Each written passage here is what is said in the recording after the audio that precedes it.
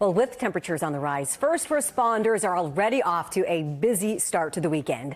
Lily Zhang shows us how they're preparing.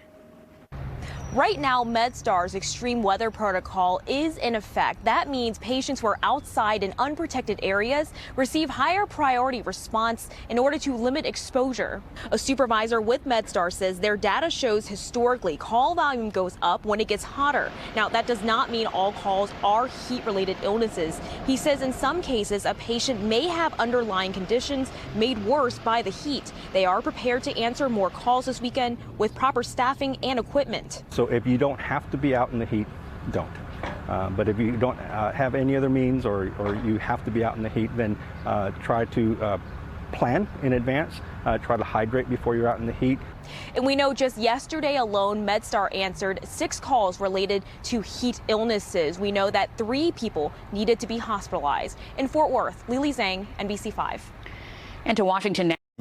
We should let you know, MedStar, by the way, already confirming to us that they have had to take 83 people to the hospital for heat-related issues. 18 of those people were in serious condition. They tell us 3 of them were critical. All of this since May 1st. They put their extreme weather protocol in action earlier today, meaning that patients who are outdoors do receive a higher priority response. Well, as temperatures rise, first responders are getting ready for a busy weekend. This week, MedStar answered to at least 10 heat-related calls, and some of those patients had to be hospitalized. Lily Zhang has more. George Church with MedStar describes their management team as proactive. It's especially important now. They let us know in advance what the weather might do, and we prepare accordingly. Preparing, he says, for busy days with temperatures expected to reach triple digits. But I think our call volume increases as well because anybody with underlying medical conditions can become a lot worse because of the heat. Since May 1st, MedStar crews have already treated 131 patients with a heat-related emergency. More than 80 have needed to be hospitalized. Church says they're staffed and ready to answer calls for help like this. He said he was riding his bike. Yeah, he was riding his bike, and he was doing like a 30-mile ride, and he just kind of overheated. It kind of caught up on him. He only had one water bottle, and I think it just caught up to him, and he just dehydrated pretty quickly. Dr. Glenn Hardesty, an emergency physician with Texas Health, is already getting a taste of the scorching heat. I'm out at Camp Constantine with the Boy Scouts out here in the triple digits, and can tell you exactly what it feels like. It's not just hot; it's dangerously hot. For certain people. He says one of the biggest tips to staying safe is to not overdo it. Especially if you haven't been out in the heat lately, if you're new to the area, keep in mind that this is a particularly hot season. The heat is on and first responders are ready. In Fort Worth, Lily Zhang, NBC5. Thank you, Jesse. And, I just saw Jesse's forecast. I mean, it's going to be so hot over the next few days. MedStar is activating its extreme weather protocol. Scoop Jefferson shows us what that means as we head into the weekend. Just like the temperatures in North Texas, emergency runs are up for MedStar field supervisor George Church and his crews. And when it comes to the heat so far this year, it's only going to get hotter. It's when you have medical conditions that just can make that a lot more severe, and you can succumb to those injuries a lot quicker. Since May 1st, MedStar crews have treated 131 people for heat-related emergencies. 83 people required hospital stays, 18 were serious, 3 critical. George warns, contrary to popular belief, you don't have to be exposed to the sun for an extended amount of time before needing help. He was on a bike ride, and he started overheating, and he's now kind of really suffering from maybe heat exhaustion. Due to heat indices being greater than 105, MedStar implemented its extreme weather protocol to give outside patients higher priority. Since temps are expected to reach the hundreds during the next few weeks, even state leaders are sounding the alarm. That's because nearly 3 out of 4 heat illness fatalities happen during the first week of work. OSHA, the Occupational Safety and Health Administration, urges employers to remind workers about rest, water, and shade, and so does George. So heat-related injuries, heat exhaustion, heat stroke are preventable. And that's why taking breaks, drinking plenty of fluids, being in the shade. In Fort Worth, I'm Scoop Jefferson. MedStar reminding everyone about the dangers of heat exhaustion, and that's when the body loses large amounts of water and salt because of excessive sweating. MedStar says the loss of fluids can disturb brain function. While heat exhaustion is common this time of year, MedStar says that to avoid these illnesses, you should stay hydrated by drinking plenty of water, cover up by wearing light-colored and loose-fitting clothes, and then, if possible, limit your time outside in these extreme temperatures. Because you should also know that MedStar gave us some new numbers today, and it's a reminder for you to really stay safe in the heat this weekend. Since May 1st, 131 patients have been treated with heat-related emergencies. 83 of them, they had to be admitted to the hospital, and 3 of them were in critical condition. So remember this weekend, please drink lots of water and stay in a cool place if you can. Now, as we brace for really, really hot weather this weekend, MedStar expects to be busier than usual. The agency does their best to make sure that their schedule is full and that there are enough ambulances on the street to meet the demand. They also stock up on supplies. Typically, we try to keep more water on hand, try to keep more cold packs on hand, anything that might help us treat those heat-related calls. Just yesterday, MedStar answered 6 heat-related calls. Meanwhile, forgetting a kid in a hot car on a day like today could cause a death in minutes.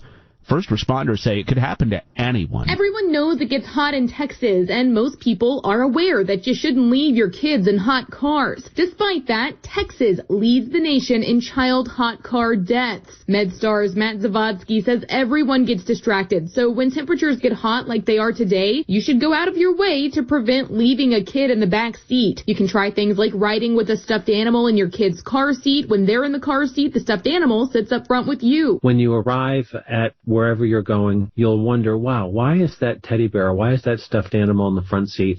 And you're going to remember, oh, that's because my kid is in the car seat. Zavodsky says similar tricks involve putting your cell phone, wallet, or purse in the back seat or downloading apps to help you remember. He says one of the things first responders always hear from parents who leave their kids in hot cars is, I never thought this would happen to me. Bailey Friday News Radio 1080 KR.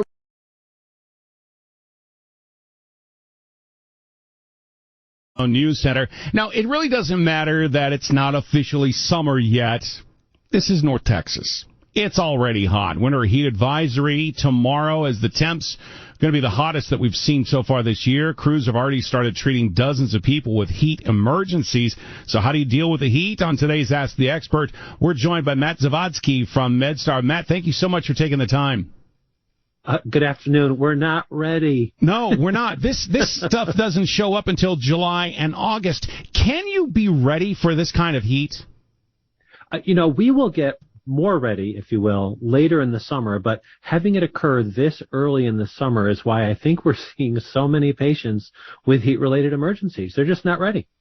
Now, you have talked about so many patients. Talk a little bit about the numbers. You guys have been busy.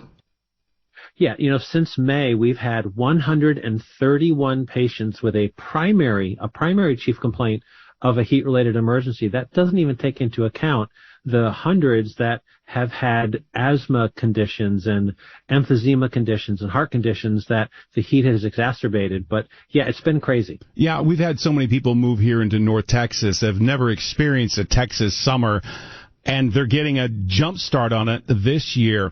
What things should people be doing to prepare themselves for this? Because this is just the beginning.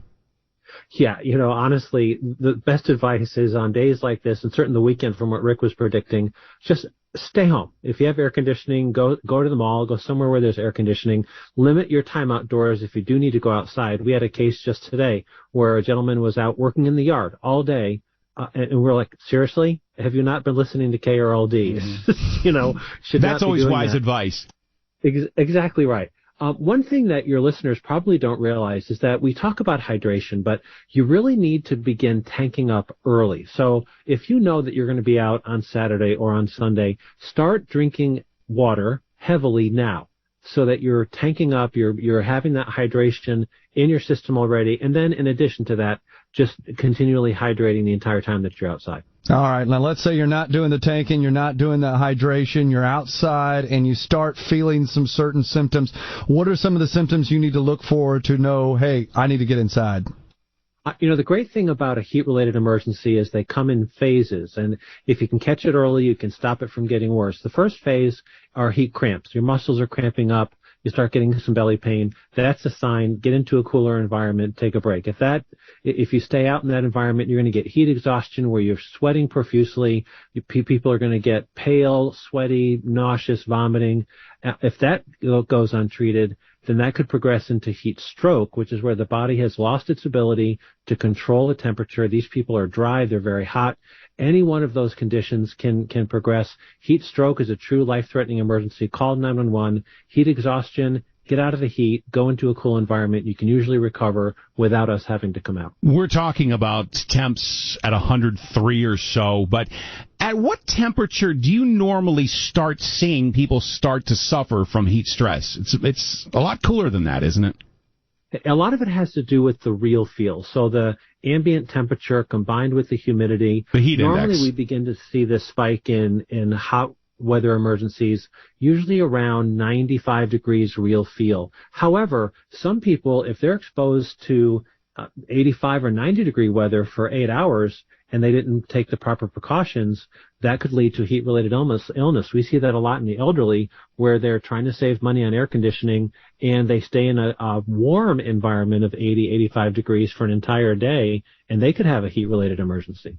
All righty, that is Matt Zavatsky with MedStar. Thank you so much for the information. Again, if you start feeling any of those symptoms, get inside. Also checked on loved ones and pets. It's going to be